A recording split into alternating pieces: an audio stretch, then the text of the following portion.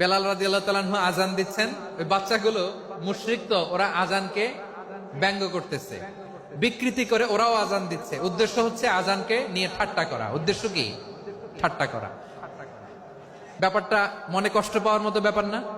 কিন্তু বিশ্বনবী ওইখানে দেখেন কি খুঁজলেন। বিশ্বনবী খেয়াল করলেন অমুসলিম কিশোরদের মধ্য থেকে একটা কিশোরের গলাটা বড় দরাজ গলা, কণ্ঠটা বড় সুন্দর।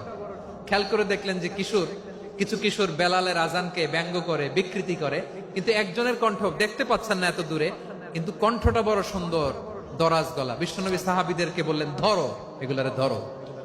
সবগুলারে ধরে বিশ্বনবীর সামনে আনা হলো। ওরা হাঁটু গেড়ে বসলো। বিশ্বনবী বললেন, তোমাদের মধ্যে কে যেন ব্যঙ্গ করে আজান দিচ্ছিল, তার গলাটা বড় উঁচু, গলার বেসটা বড় মজবুত, মেলোডিয়াস, সুমধুর কণ্ঠ। কে? আবু মাহজুরা বলে, আমার বন্ধুরা সবাই আমার দিকে আঙ্গুল দেখায়, আমি পড়ে গেছি বিপদে। রাসূল সাল্লাল্লাহু আলাইহি ওয়াসাল্লাম বাকি অমুসলিম তরুণদেরকে ছেড়ে দিলেন, বললেন তোমরা যাও। এবার আবু মাহজুরারে পাইছে।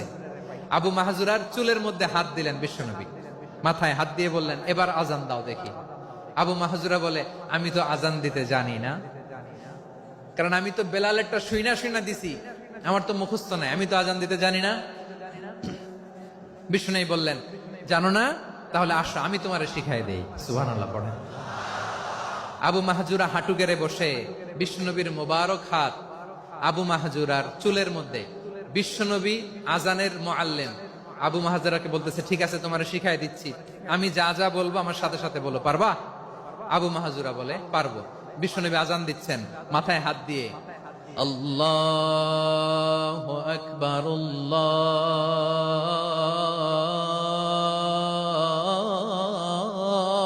আল্লাহু আকবার। আবু মাহজুরা এই বাক্যটা পড়লেন। বিশ্বনবী দ্বিতীয় বাক্য পড়তে আরম্ভ করলেন,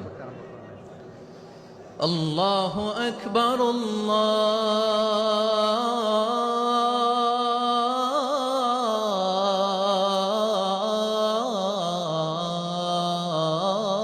আল্লাহু আকবার। আবু মাহজুরা এই বাক্যটাও বললেন। বিশ্বনবী আবু মাহজুরার মাথার মধ্যে হাত দিয়ে তৃতীয় বাক্য বললেন,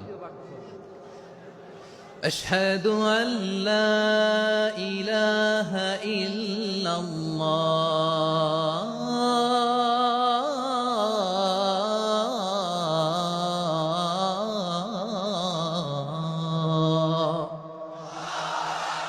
আবু মাহজুরা তৃতীয় বাক্য পড়লেন। বিশ্বনবী একটা বাক্য পরে আবু মাহজুরা পরে, বিশ্বনবী পরে আবু মাহজুরা পরে। আবু মাহজুরা কিন্তু অমুসলিম, মুশরিক। আবু মাহজুরা বলে, এক একটা বাক্য পড়ি আমার কলিজাটা গলে ঠান্ডা হয়ে যায়। এতদিন মোহাম্মদকে গালি দিতাম, এখন মোহাম্মদ আমার মাথায় যখন হাত রাখছে আমার সারা শরীর ঠান্ডা হয়ে গেছে। বিশ্বনবী আজান শিখাচ্ছেন, একটা একটা বাক্য পড়ে আবু মাহজুরাও পড়ে, বিশ্বনবী পড়ে, আবু মাহজুরাও পড়ে।